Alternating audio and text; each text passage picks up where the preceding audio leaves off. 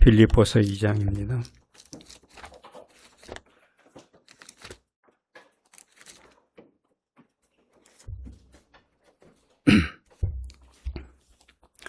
(5절부터) 11절입니다. 너희 안에 이 마음을 품으라. 곧 그리스도 예수의 마음이니 그는 근본 하나님의 본체시나 하나님과 동등됨을 취할 것으로 여기지 아니하시고 오히려 자기를 비워 종의 형체를 가지사 사람들과 같이 되셨고 사람의 모양으로 나타나사 자기를 낮추시고 죽기까지 복종하셨으니 곧 십자가에 죽으심이라. 이름으로 하나님이 그를 지극히 높여 모든 이름 위에 뛰어난 이름을 주사 하늘에 있는 자들과 땅에 있는 자들과 땅 아래에 있는 자들로 모든 무릎을 예수의 이름에 꿇게 하시고 모든 입으로 예수 그리스도를 주라 시인하여 하나님 아버지께 영광을 돌리게 하셨느니라. 아멘.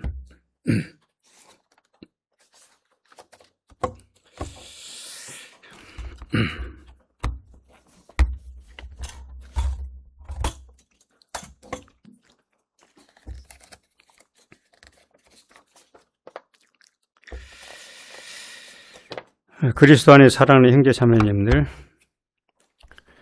구속은 창조의 회복입니다. 이 진리 매우 중요하죠. 포괄적인 원리를 좀 더 세부적 사안으로 정리하면 구속은 창조 질서의 회복입니다. 아담의 범죄로 촉발된 파괴된 창조의 질서가 구속으로만 회복된다는 말입니다. 아주 쉽게 설명하면 하나님이 본래 에덴 동산에서 사람을 창조하실 때 그 모습대로 회복되는 것이 구속이라는 말입니다. 그러니까 누군가가 나는 구원받았다, 나는 그리스도의 피를 믿는다, 이렇게 말할 때에는 당연히 일그러진 모든 질서가 다시 회복되는 대로 나아갑니다. 쉽게 말하면 구원받은 남편은 아내의 머리로 가정을 그리스도의 가정으로 이끌어내는 자로 자리매김하게 됩니다. 그것이 구속입니다. 구원의 은혜를 받은 아내는 남편을 돕는 자로 자리매김합니다. 아버지는 자식들을 영적으로 하나님을 섬기는 자리로 인도하는 역할을 신실히 감당하고 자식은 부모의 그 교훈을 잘 따릅니다. 그러면 구속이 현실화됐다, 그렇게 말하는 겁니다. 교회도 마찬가지입니다. 목사는 목사의 일, 곧 설교하는 일에 전심하고 장로는 교우들을 감독하고 돌아보아 행여 이단이나 잘못된 진리에 빠지지 않았는 일을 돌아보는 일에 전념하고 집사는 교회에 외로운 자가 없는지 힘든 자가 없는지를 늘 살펴서 그런 자들이 없도록 돌보는 책임을 감당합니다. 그것이 구속입니다. 그러니까 입에 구원이란 말을 붙였다면 그 질서가 회복되는 것입니다. 만약에 그렇지 않으면 어떻게 되는가? 교회 안의 직분은 또 다른 권력이 되고 또 교회 안의 생활은 자신의 느낌과 감각에 호소하거나 길, 흉을 내다보는 일에 열심하게 됩니다. 다른 말로는 이단 종교나 우상 종교에도 넘쳐나는 종교적 성향을 충족시키는 데 급급합니다. 거기에 질서는 없습니다. 구원의 실제적인 열매가 없다는 말입니다. 열심을 강조하고 뜨거움을 강조하면 그것이 좋아 보이지만 그것이 때로는 구속은 창조의 회복이라는 성경의 대 진리를 어그러뜨리는 대로 작용하는 독버섯처럼 될 수 있으므로 조심해야 됩니다. 이 구속의 창조 질서의 회복이라는 이 말은 기본적으로 하나님 앞에 인간이 본래 있어야 할 자리에 처함. 하나님이 본래 인간을 창조할 때 너는 거기라고 말하는 그 자리에 서 있는 것을 말합니다. 이거 하나님이 창조하신 창조의 본래 위치에 내가 서 있다. 누군가가 그 자리로 돌아갔다 그러면 그것을 성경은 겸손이라고 말합니다. 그걸 자기 낮춤입니다. 그리고 자기 낮춤은 필연적으로 믿음의 선물이고 그리고 은혜의 산물이며 회개를 동반하게 되어 있습니다. 이렇게 되면 자기 뜻과 신념은 기꺼이 내려놓고 매주일 듣는 하나님의 말씀이 그 주간에 나의 머리를 압도하며 지나간 날의 경험은 다 있습니다. 사도 바울이 지나간 건 다 잊었다고 말하는 고백이 날마다 새롭게 다가오는 하나님의 그날의 말씀에 그 주간의 말씀에 집중하기 때문인 것을 알아야겠습니다. 이것이 구속의 모습입니다. 누군가가 구원, 구속 입에 올렸다면 그렇게 되는 겁니다. 이 구속의 광대한 진리, 창조의 회복이라는 이 인간이 본래 창조된 자리에 서 있어야 함에도 불구하고 그 자리를 벗어났을 때 하나님이 쓰시는 보편적인 방식 하나가 징치입니다. 징벌. 모두를 그리하지는 않습니다. 하나님이 어떤 인간들은 지옥에 떨어질 때까지 그냥 방치하는 경우가 있습니다. 그거야말로 방치입니다. 그러나 대부분의 언약 백성들은 본래 자리에서 이탈하면 하나님의 본래 자리로 되돌아가도록 조치를 취하는데 그 취하신 기본적인 조치가 말씀 선포이고 그리고 그 말씀 선포에 순응하지 않으면 뒤따르는 것이 통상적인 징벌입니다. 그것이 우리에게는 재앙, 어려움, 고통, 환난 그렇게 표현될 수 있습니다. 자, 이런 상황에 처해 있을 때 하나님이 바라시는 게 뭔가 그 원리를 오늘 본문을 통해 찾고 그런 상황에 놓여 있을 때 어떻게 처신하는 것이 우리에게 생명이 되는가.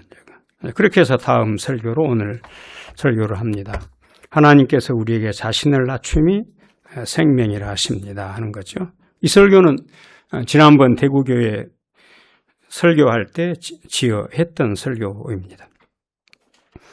두 가지로 나누어서 설교하겠습니다. 하나는 하나님의 엄중한 징치를 유예하게 하는 낮춤, 유예 또는 회복, 또 유예를 넘어 영원한 복락에 이르게 하는 완전한 낮춤이 그것입니다. 첫째, 하나님의 엄중한 징치를 유예, 회복하게 하는 낮춤입니다. 오늘 읽은 열왕기상 21장 우리가 읽었습니다. 역사상 왕들 중에 그 국가를 경영하는 능력이 1도 없는 왕이 누구냐 그렇게 말하면 아합입니다. 하나도 세밀하지도 못하고 주도 세밀하지도 못한 채 마음대로 정책을 펼칠 능력도 없어서 겨우 마누라의 치마폭에 휩싸여서 휘둘리는 그런 위인이 아합입니다. 이 아합의 악행은 우리가 다 이루 말할 수 없습니다. 나봇의 포도원을 뺏어서 지게표를 옮기지 말아야 했는 하나님의 말씀은 온데간데 없고 자기 욕구 충족을 위해서라면 하나님의 말씀도 언제든지 그냥 넘어설 수 있고 물리칠 수 있고 내 손해가 날 것 같으면 하나님 말씀을 내게 이익이 날 것 같으면 하나님의 말씀을 제껴두는 일에 능한 사람입니다. 오늘은 거기에 초점이 있는 건 아닙니다. 아합이 이런 왕입니다. 그런데 하나님께서 불같은 성격을 지녔다고 알려진 엘리야 선지자가 그 시대의 선지자이므로 엘리야를 보내서 너 제명에 못 산다 하고 오늘 읽은 본문이 그 말입니다. 너 네 피를 개들이 핥을 것이다. 실제로 이세벨의 피를 개들이 핥은 거 우리 다 아는 것이니까. 이세벨도 마찬가지고 너도 마찬가지고 너만 아니라 너의 그 잘못된 정책을 지지하고 받들었던 너에게 속한 모든 신하들도 하나같이 개밥이 되고 말 것이다. 무덤에 묻힐 일도 없다. 가만두지 않겠다. 하나님의 엘리야 선지자를 통해서 지적했습니다. 이유인즉슨 내가 나를 노하게 하고 이스라엘로 범죄하게 만들었기 때문이다. 네가 마치 이스라엘 자손 앞에서 쫓아내신 아모리 사람의 모든 행함같이 우상에게 복종했다. 세상에 말 못하는 우상에게 예배하는 것만큼 어리석은 바보 천치는 없습니다. 그런데 왜 사람들이 우상을 좋아하는가? 사회 심리학자들의 공통적인 견해는 우상은 입이 없어서 이래라 저래라 말하지 않기 때문에. 왜 기독교는 싫어하는가? 자꾸 하나님이 내 생활을 간섭하니까, 그게 싫으니까. 어찌됐건 간에 아합이 엘리야를 통해서 준엄한 징벌을 선고받습니다. 깜짝 놀랍니다. 우리가 읽으면서 이봐라, 이럴 수가? 아합이 이렇게 반응합니다. 이 모든 말씀을 들을 때에 그 옷을 찢고 굵은 배로 몸을 동이고 금식하고. 성경에 나온 회개의 전형적인 표현, 옷을 찢고 굵은 배를 입고 금식하고, 그리고 풀이 죽어 다니더라. 어떻습니까? 아합이 그렇습니다. 근데 이제 더 우리가 깜짝, 여러분이 성경을 정상적으로 되었다면 깜짝 놀랄 일. 저도 이 열왕기상 이 부분 읽다가 깜짝 놀라서 설교를 준비했으니까요. 하나님의 반응입니다. 아합의 처음부터 끝까지 모르는 바가 하나도 없는 하나님이신데 하나님이 이렇게 말씀하십니다. 이 모든 말씀을 들을 때에 그 옷을 찢고 굵은 배로 몸을 동이고 금식하고 풀이 죽어 다니는 그를 보고 엘리야에게 하나님이 이리 말씀하십니다. 아합이 내 앞에서 겸비함을 내가 보느냐. 그가 내 앞에서 겸비함으로 내가 재앙을 저의 시대에는 내리지 아니하고 그 아들들의 시대에야 그의 집에 재앙을 내리리라 하셨습니다. 3살 먹은 애기가 봐도 저건 쇼이고 저건 하나님을 속이는 눈가림에 불과하다고 판정할 수밖에 없는 그의 전력이 있는데 또 실제로 후에도 그랬습니다. 그런데 하나님은 우리의 신앙 고백서가 남을 권징할 때 마음에 생각하는 바는 일체 다룰 수 없고 나타난 바만 가지고 다룬다는 우리 하이델베르그 교리문답의 가르침처럼 마치 아합의 마음은 하나도 모르신 채 나타난 것만 보신 것처럼 하나님이 저가 내 앞에서 겸비함을 보느냐. 내가 저에게 내리기로 한 징벌을 유예해 주겠다.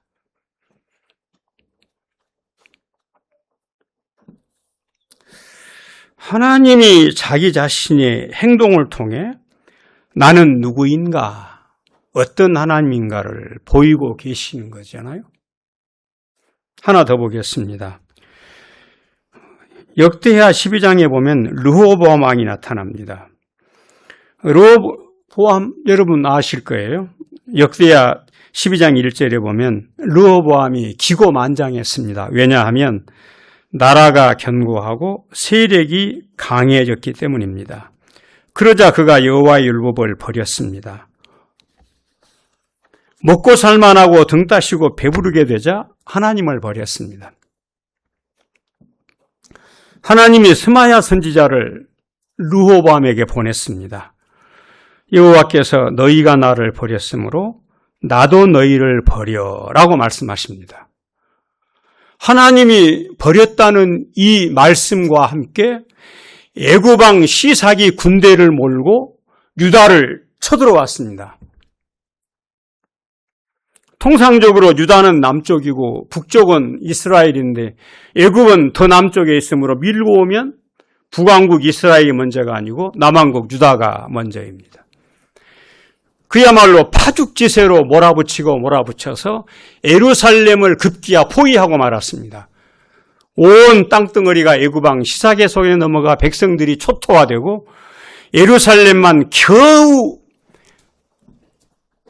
망대처럼 홀로 남아 있었습니다. 그나마 예루살렘도 무너지기 일보 직전이었습니다. 이때 성경은 이렇게 말합니다. 이에 이스라엘 방백들과 왕이 스스로 겸비하여 이르되 여호와는 의로우시다 하였고, 우리가 하나님의 율법을 버린즉 하나님이 우리를 징치하셨으므로 징치하신 하나님을 두고 불의하다 말할 수 없다. 불의한 건 우리고 하나님은 의로우심이 증명됐다고 고백했습니다. 여호와께서 그들이 스스로 겸비함을 보시고 선지자 스마야에게 말씀하여 이르시기를 그들이 스스로 겸비하였으니 내가 멸하지 아니하고 저희를 조금 구원하여 나의 노를 시삭의 손을 통하여 예루살렘에 쏟지 아니하리라. 이미 시작된 징벌이 그들의 엎드림과 함께 멈췄습니다. 그래서 예루살렘이 남았고 성전이 남았습니다. 하나님을 예배할 수 있는 마지막 보루는 숨 쉴 수 있게 허락했습니다. 그 악한 르호보암과 그를 따르는 방백들이 하나같이 하나님이 의로우십니다. 우리가 불의하다고 고백하자 몰려온 시삭의 군대를 그 자리에서 멈추게 하고 그리고 하나님이 되돌려 보냈습니다. 예루살렘이 남았고 성전 제사가 유지되도록 허락하셨습니다. 하나님의 징치가 그 자리에 멈췄습니다. 역대하 33장에 보면 12살의 왕이 올라 55년을 왕위에 앉았던 남북 왕조의 가장 왕위에 오래 앉은 사람, 그 중에서도 가장 악한 왕 므낫세가 등장합니다. 누군가가 55년이나 왕위에 앉았다면 그 당시에 보통 평균 수명이 30세 전후일 때 이 정도 왕이 올랐으면 그야말로 대단한 것입니다. 어떤 왕으로? 전대 미문의 악한 왕으로 므낫세. 이 므낫세가 대단히 인상적인 것은 마치 나치의 괴벨스처럼 악한 일을 하면서도 온 백성들의 지지를 한 몸에다 받았습니다. 분명히 악한 정책을 펼치는데도 불구하고 백성들이 그를 모두 지지해서 지지도 90% 이상, 요즘으로 말하면 어찌 그 일이 가능했는가? 사람들의 마음을 훔치는 언변이 어느 왕들보다 탁월했습니다.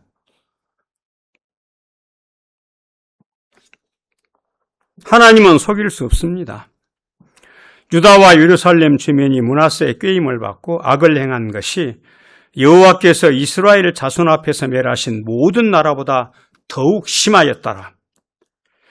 급기야는 하나님이 나셨었습니다. 그럼에도 불구하고 백성들이 말을 듣지 않습니다. 왜냐하면 므낫세의 논리가 더 자신들의 귀에 와닿았기 때문입니다.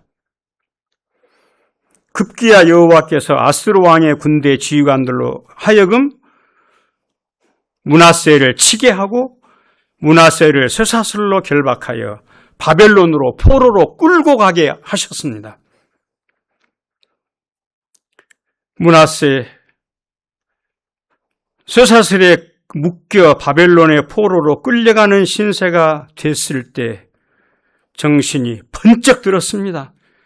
하나님 여호와께 간구하고 그의 조상들의 하나님 앞에 크게 겸손하여 기도하였습니다. 한 시대의 역사와 백성을 진흙탕으로 밀어넣어 천벌을 받고 또 받아도 분이 풀리지 않을 일이지만 하나님의 처분이 이러했습니다.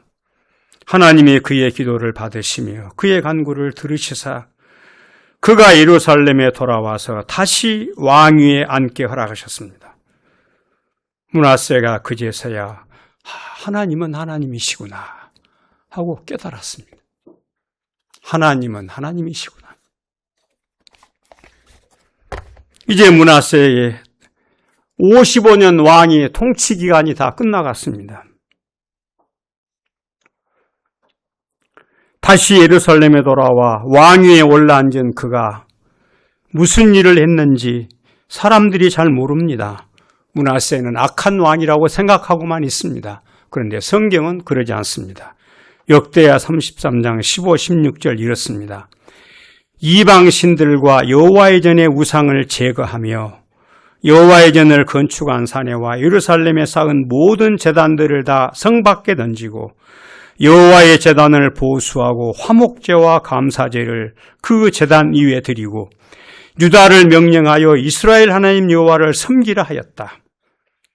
쉽게 말하면 정신이 번쩍 들어서 예배를 회복했습니다. 망가뜨려진 성전을 재건했고 백성들로 하여금 바른 예배를 드리도록 모든 여건을 최선을 다해 죽는 날까지 봉사했습니다.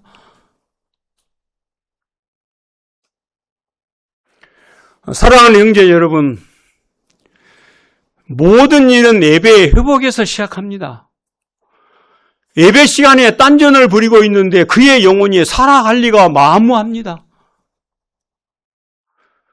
은혜의 방편이 복음설교와 성례 두 가지뿐인데 복음설교를 귓등으로 듣는데 그가 은혜를? 그건 완전 거짓말입니다.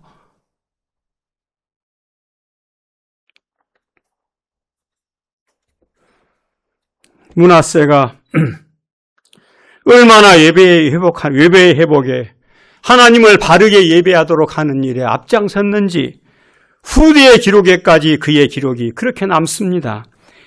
아몬이 그의 아버지 므낫세가 스스로 겸손함같이 여호와 앞에 스스로 겸손하지 아니하였다.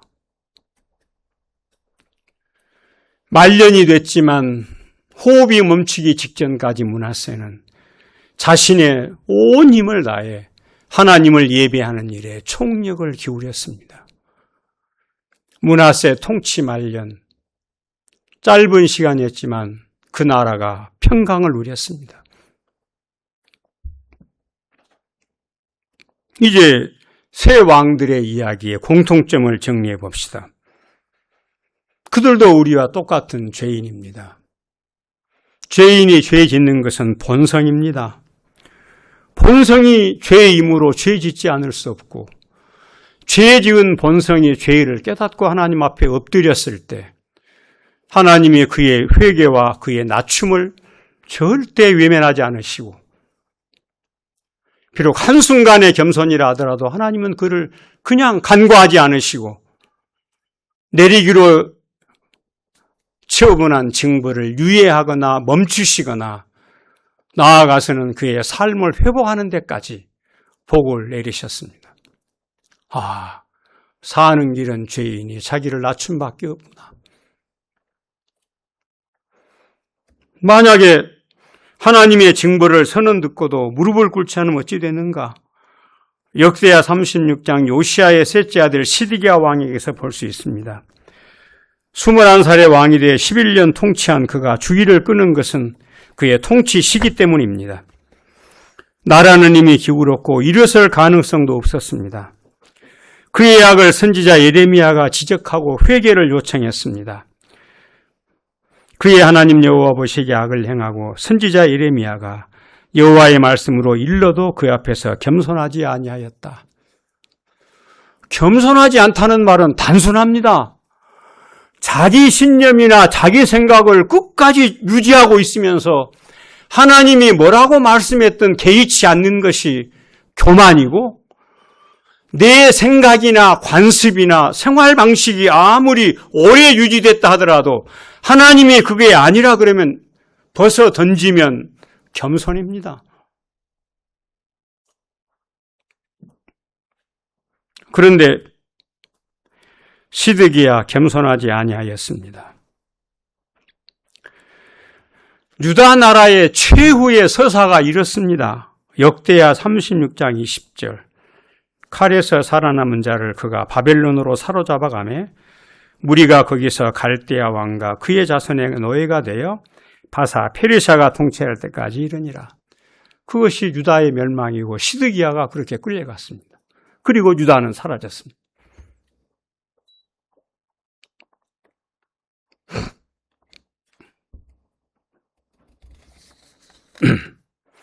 하나님 앞에 자신을 낮춤이 생명입니다. 사랑하는 형제 자매님들, 자신을 낮추는 것이 비굴한 자세입니까? 아니요. 하나님 앞에 본래 있어야 할 자기 자리에 있는 그것이 겸손입니다. 하나님이 그 자리에 있으라 했는데 마음대로 그 자리를 이탈하면 그것이 하나님을 반역하는 악입니다. 한 가지 여러분에게 팁을 제공하겠습니다.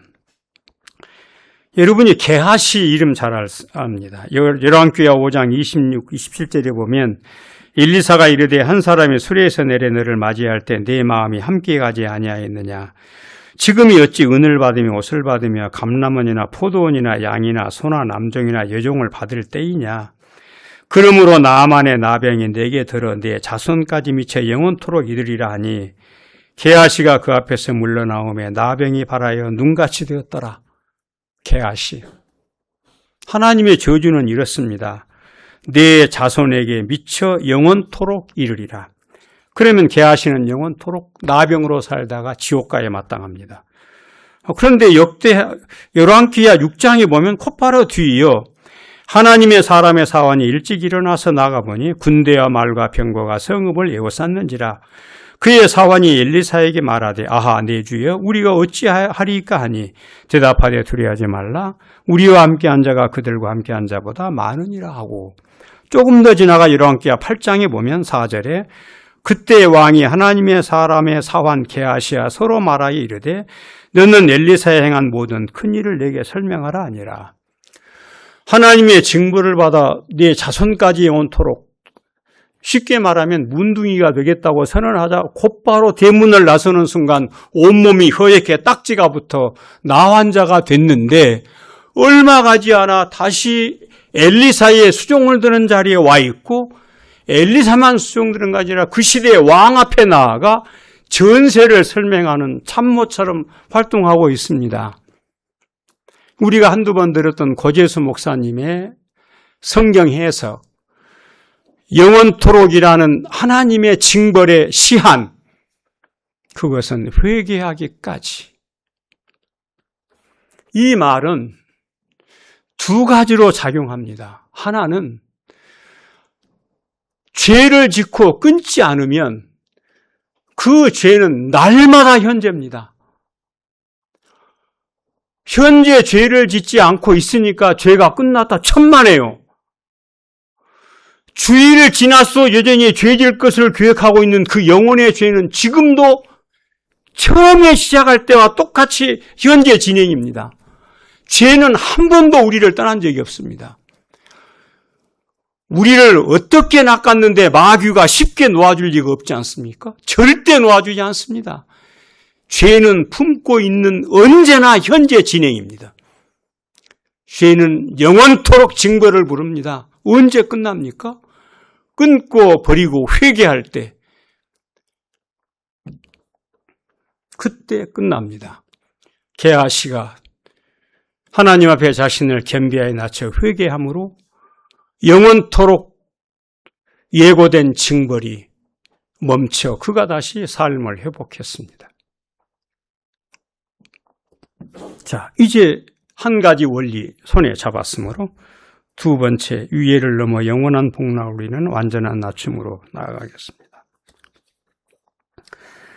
역대하 34장에 보면 성전 수리하던 중 율법책을 발견한 hil기야가 서기관 사반을 통해 요시야 왕에게 전달하고 왕은 사반에게 낭독하게 한 후에 이 율법책이 진짜 하나님의 말씀인지를 검증하기 위해 홀다라는 제사장에게 다시 율법책을 넘겨 검증받게 하고, 그것이 진짜 하나님의 말씀인 것이 판명이 끝나자 요시야 왕이 꺼지지 않는 하나님의 진노를 이곳에 쏟으신다는 지엄한 말씀을 읽고 성경을 읽고 겸손하여 옷을 찢고 통곡했습니다.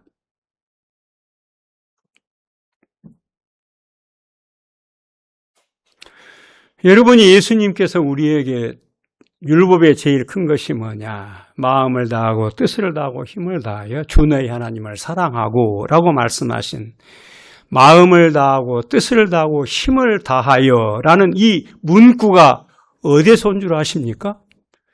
바로 요시야 왕을 설명할 때 구약이 그는 마음을 다하고 뜻을 다하고 힘을 다하였다. 그렇게 말하고 있습니다. 그러니까 예수님의 설명을 구약에서 끌어다 신약으로 설명하면 너희도 요시야처럼 그 말입니다. 그 요시야 39살에 요절했지만 그 젊은 나이에 하나님의 나라를 건설하는 일에 자기 일생을 바쳤고 하나님을 예배하는 일에 자기 혼신을 다했습니다.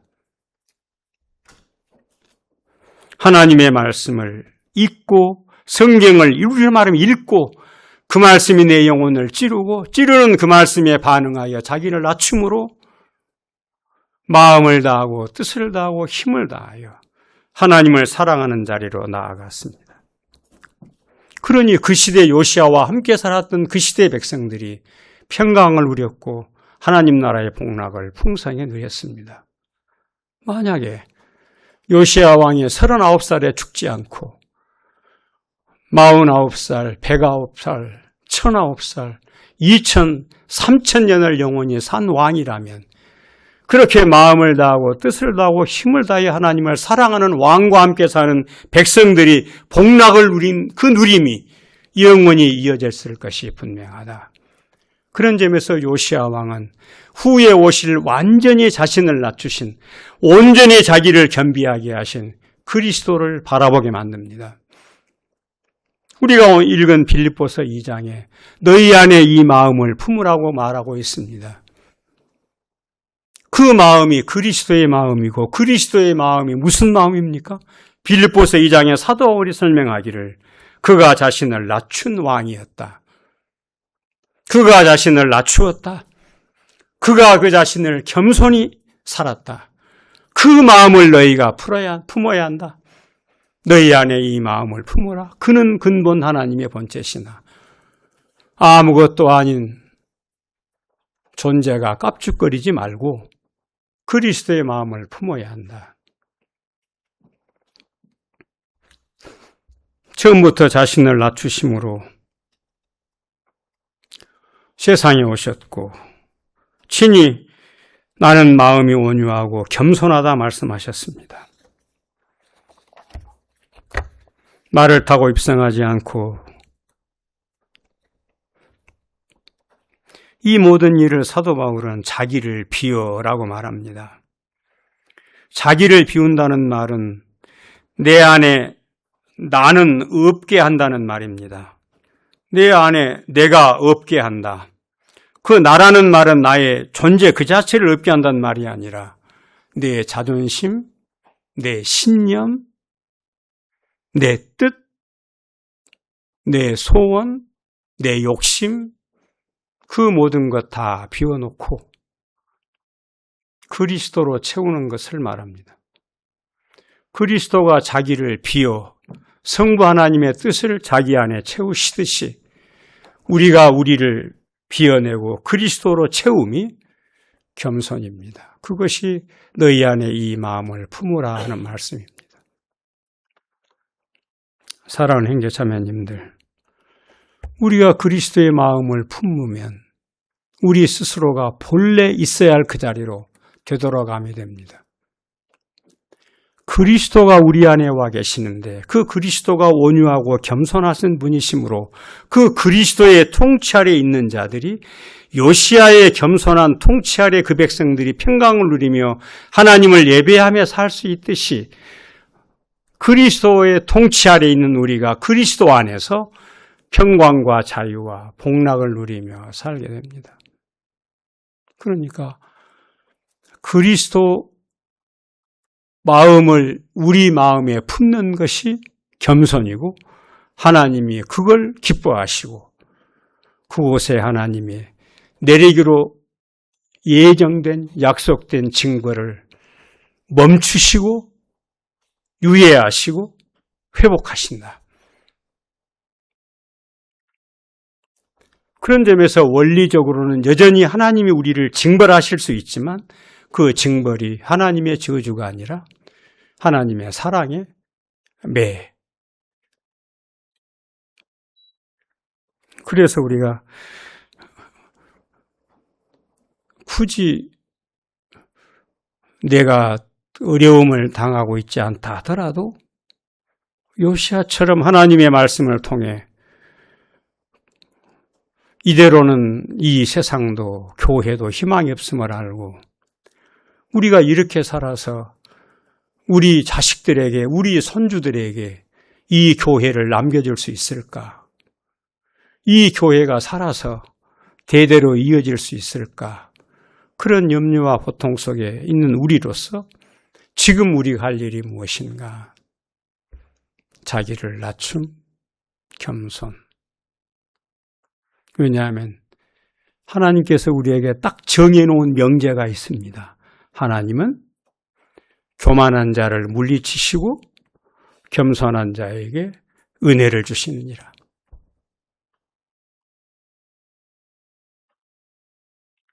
그런 점에서 그리스도의 마음을 품는다면 저와 여러분이 하나님의 징추로부터 벗어나 하나님의 주신 평강을 요시야 시대 백성들처럼 누릴 수 있다. 그 진리가 우리 안에 잘 새겨질 수 있기를 바랍니다. 아멘.